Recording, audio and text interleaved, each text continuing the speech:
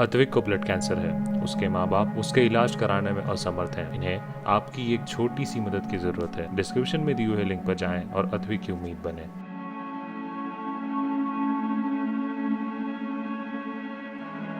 नमस्कार, मैं हूं शिवेंद्र श्रीवास्तव और आप देख रहे हैं यूपी तक। यूपी तक में आज मुद्दे की बात यह कि उत्तर प्रदेश में होने वाले विधानसभा चुनाव के चलते तमाम सियासी पार्टियों ने अपने पत्ते खोलने शुरू कर दिए हैं। और खास बात यह है कि इस बार बड़ी पार्टियों से ज्यादा छोटी पार्टियों की दरकार हर बड़ी सियासी पार्टी को है। दरअसल हर बार की तरह ये सोचा जा रहा था कि इस बार बड़ी बड़ी पार्टीज के साथ गठबंधन करके विपक्ष एकजुट होगा और भारतीय जनता पार्टी के खिलाफ लड़ाई लड़ी जाएगी। लेकिन अब तक के जो समीकरण हैं वो बताते हैं कि साफ तौर पर छोटी पार्टियों के दिन बहुरने वाले हैं। यानी छोटी पार्टियां मिलकर के ही बड़ी पार्टी को, जो कि विपक्ष में होगी, उसको सपोर्ट करेगी और उसी के सहारे विधानसभा 2022 की लड़ाई लड़ी जाएगी। ये बात समाजवादी पार्टी के राष्ट्रीय अध्यक्ष अखिलेश यादव ने साफ तौर पर कही कि उनके दरवाजे हर छोटी पार्टी के लिए खुले हैं जो बीजेपी के खिलाफ उनके साथ आना चाहता है। उसमें ओम प्रकाश राजभर की पार्टी, उनके चाचा शिवपाल यादव की पार्टी और साथ ही साथ दूसरी और पार्टियां भी शामिल हैं जो उनके साथ मिल करके चुनाव लड़ना चाहती हैं। इस बीच तमाम बागी विधायकों समेत दूसरी पार्टियों के लोग भी विपक्ष की पार्टियों के साथ जा करके जुड़ने की कोशिश कर रहे हैं ताकि विधानसभा चुनाव में एक तो उनका टिकट पक्का हो सके और अगर जीत हासिल होती है तो वो अपना हक मांग सकें।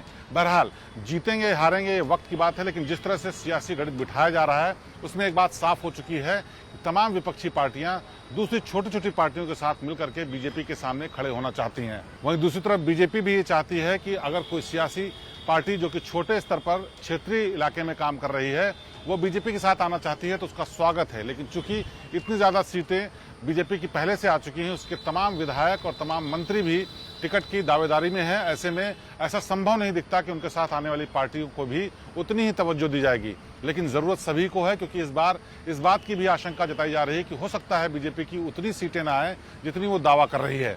ऐसी ही बात समाजवादी पार्टी के लिए भी साफ तौर पर है, क्योंकि समाजवादी पार्टी के राष्ट्रीय अध्यक्ष अखिलेश यादव ने कहा कि सबके साथ गठबंधन करके वो 350 के आसपास सीटें ले आएंगे, जो कि एक दूर की कौड़ी लगती है।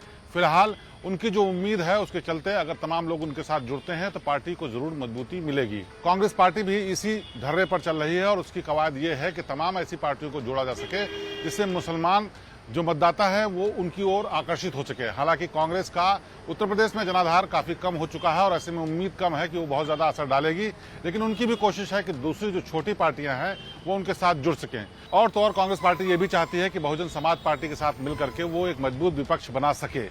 हालांकि मुश्किल ऐसा लगता है क्योंकि बसपा का जनाधार भी काफी कम हुआ है और कांग्रेस भी उत्तर प्रदेश में एकदम लुप्तप्राय हो चुकी है। ऐसे में अगर इन दोनों का गठबंधन होता भी है तो बहुत ज्यादा असर पड़ता दिखाई दे नहीं रहा है। ऐसे में सवाल ये उठता है कि कौन सबसे बड़ी विपक्षी पार्टी होगी।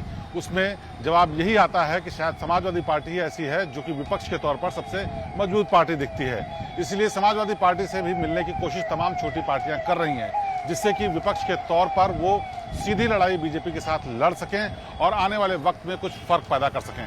बहरहाल समाजवादी पार्टी, कांग्रेस और बसपा दोनों ने साफ कर दिया है कि वो किसी बड़ी पार्टी के साथ टाई अप नहीं करने जा रही हैं। खासतौर पर समाजवादी पार्टी ने साफ किया कि कांग्रेस और बसपा के साथ उनका कोई गठबंधन नहीं होगा, लेकिन छोटी पार्टियों के लिए उनका स्वागत है। अब आने वाले दिनों में समीकरण किस तरह से बैठते हैं, क्या छोटी पार्टियां ही बड़ी पार्टियों का नैया पार लगाएंगी या फिर कुछ और समीकरण बनेंगे, ये वक्त बताएगा। लेकिन फिलहाल ये जो जोर आजमाइश है वो इस बात के लिए है कि 2022 के जब चुनाव हो तो हर एक पार्टी अपने जगह पर मजबूत खड़ी हो सके और विपक्ष के तौर पर या फिर सत्ता में आने की कोशिश के दौरान बीजेपी को कड़ी टक्कर दे सके। दूसरी तरफ बीजेपी का दावा यह है कि वो 2017 की जीत एक बार फिर से दोहराएंगे और वही सत्ता में आएंगे।